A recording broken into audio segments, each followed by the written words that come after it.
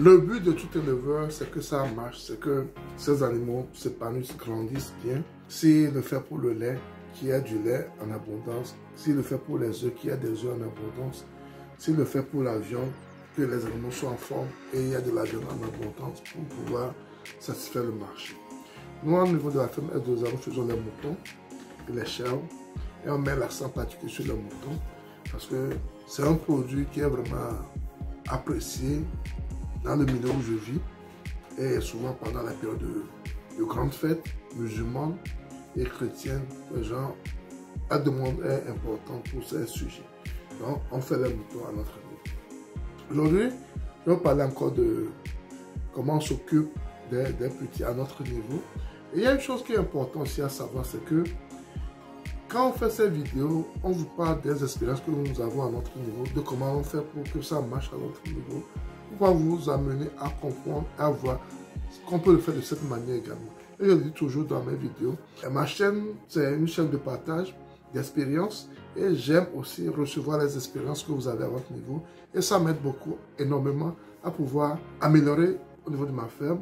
Ça m'arrange énormément à pouvoir faire passer ce genre de messages pour pouvoir atteindre d'autres personnes qui peut-être sont dans le besoin et ne savent pas où aller. Même moi, pour pouvoir commencer mon projet de YouTube au niveau des moutons, j'ai cherché en vain quelqu'un qui parle des moutons, des chèvres dans la région francophone. Je n'ai pas trouvé à l'époque. Tout ce que j'ai trouvé, c'était des anglophones. Heureusement que je comprends un peu l'anglais, ça m'a aidé à mieux à les suivre et pouvoir comprendre avant de me lancer. Et maintenant, je partage mes expériences également pour que toi aussi tu n'aies pas les problèmes que moi j'ai eu à mes débuts. J'ai fait beaucoup de vidéos par rapport aux moutons et si tu aimes vraiment les moutons, il faut aller voir, ça va t'aider parce qu'il y a beaucoup de choses que j'explique qui se passent à mon niveau et que j'explique pour pouvoir t'aider également dans ta quête de bien faire au niveau des moutons. Aujourd'hui, nous allons parler de pourquoi on met nos moutons gestants qui sont à terme, on ne les sépare du lot et pourquoi on a les petits. Les petits restent avec le moment, arrivé un moment avant de les intégrer dans la grande clôture. Tout cela, c'est pour un objectif bien déterminé. Et aujourd'hui, je vais vous expliquer pourquoi on le fait ainsi. Sans plus tarder, passons au vif du sujet après le générique.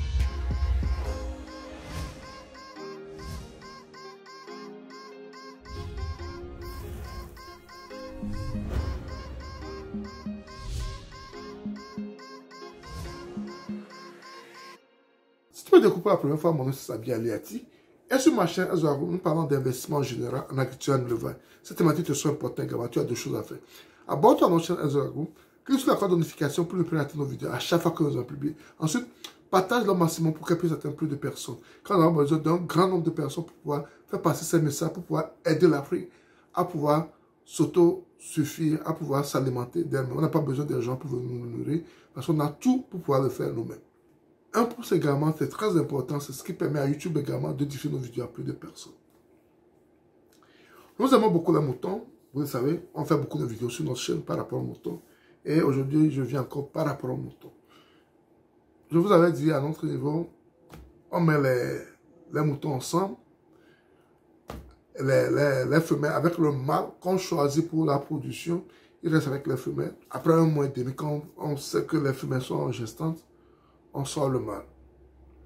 On sort le mâle et après, quand les femelles sont à terme, on les sort encore du lot pour les mettre quelque part où ils vont rester pour la mise bas et s'occuper des petits. On le fait ainsi, on les isole. Pourquoi? On les isole pour avoir plus d'attention sur ce lot pendant cette période bien donnée. Parce qu'on sait que pendant cette période, nous aurons des petits. Notre focus est vraiment là-bas. Notre focus est vraiment là-bas pendant cette période. Pour pouvoir permettre à ce que nos petits viennent au monde sains et saufs. Et pour qu'on puisse faire les premiers soins rapidement et autres.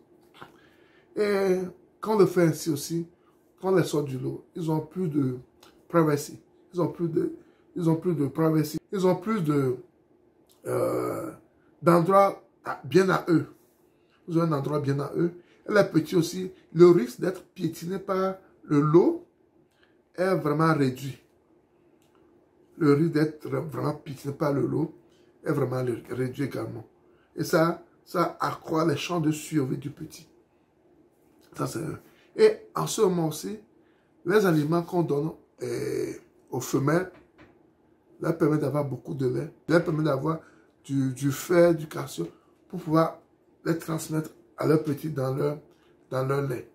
Et c'est pourquoi il est conseillé de garder les petits avec leur maman au moins pendant 3 mois pour qu'ils puissent bien allaiter. Pour qu'ils puissent bien allaiter. C'est très important.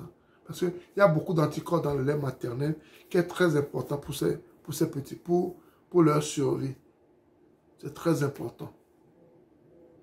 C'est très important de laisser les petits avec leur maman pour qu'ils puissent vraiment bien téter. Donc quand on les isole, ils ont plus de temps de s'occuper des enfants.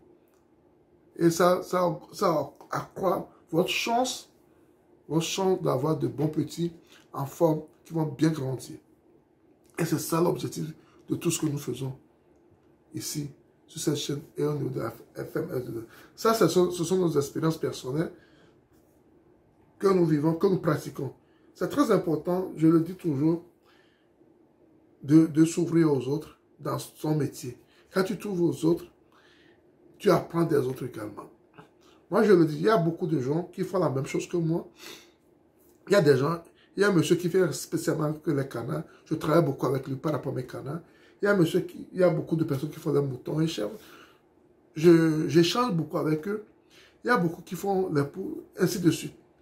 Donc, c'est comme ça que tu peux apprendre, c'est comme ça que tu peux grandir dans ce métier. Et dans tout ce qu'on apprend, il y a des techniques que chacun utilise dans sa ferme. Il y a d'autres qui peuvent t'aider, il y a d'autres qui sont moins, parce que tu n'es pas dans les mêmes conditions qu'eux. Par exemple, il y a un monsieur qui vit vers le nord. Ses enclos sont faits comme les enclos du Sahel. C'est ce que j'avais fait premièrement au niveau de mes enclos. Mais à la fin, j'ai regretté amèrement. Parce que les conditions de climat de ma région ne me permettent pas de faire les enclos comme ça.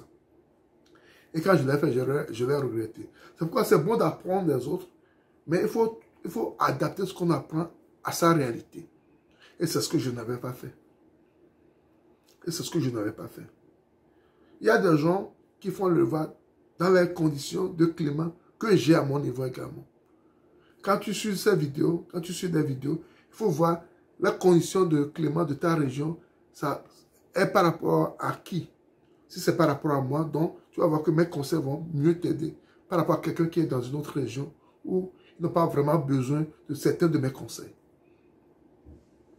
Donc c'est très important de savoir comment faire son travail. Et nous, on met les mamans et les petits dans un endroit bien déterminé pour leur permettre de mieux s'épanouir, de mieux grandir, d'avoir du temps pour les petits. Dans un gros lot, c'est un peu difficile. Et ça aussi, ça permet aux petits de ne pas être piétinés, tout ça, là, surtout quand, dans les premiers jours de vie, ils sont tellement fragiles. Et il faut tout ça là pour leur survie. Donc c'est très important, c'est ce que je voulais partager avec vous pour le bien-être de nos petits. Et si tu aimais la vidéo, ne la garde pas pour toi, partage-la autour de toi